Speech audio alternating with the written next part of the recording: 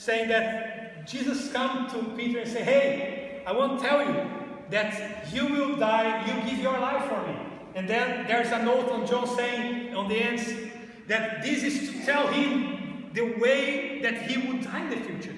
And the whole tradition, this is extra biblical story, but says that for many times Peter, as pastor of the church in Rome, the persecution came against the church, and many Christians start to flee and run. And for many occasions, Peter was able to flee, to run and save yourself and save the rest of the people. And yeah, another day that we were able to flee from the Romans that's trying to destroy the movement.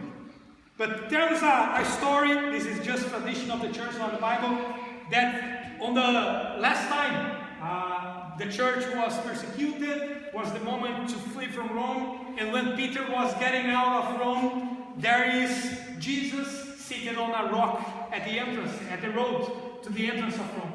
And when Peter is there running to save his life, he saw Jesus there, and Jesus looks to him and says, what you are doing here?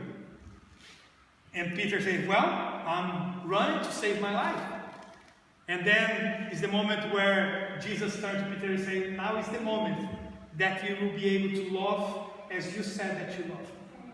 And in the story says that Peter on this day turned around and got back to Rome. And was the moment where Peter was taken to prison, and he was the one that were killed by the Romans, because as a martyr for the faith. But it's amazing the story of this guy that serving the Lord. Nobody, probably even himself, would believe what the Lord would do through his life.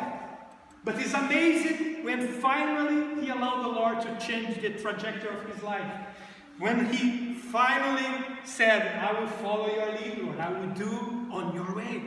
And Peter, although his temper and his flaws, like we all have flaws, he glorified the Lord. And he lived a life that brought honor to the Lord. And I would finish exactly with that, guys. What kind of life you want to live? We have just one life. It's already passing.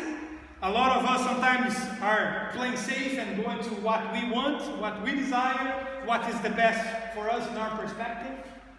But there is this gentle voice of the Spirit that is constantly speaking inside of us, calling us to huge challenges, things that will be amazing and afraid most of the times, trying to lead us and put us in a way where we live our lives in a way that will glorify the Lord. In what way you want to live? Let's stand up for a while, and I would like to pray with you guys.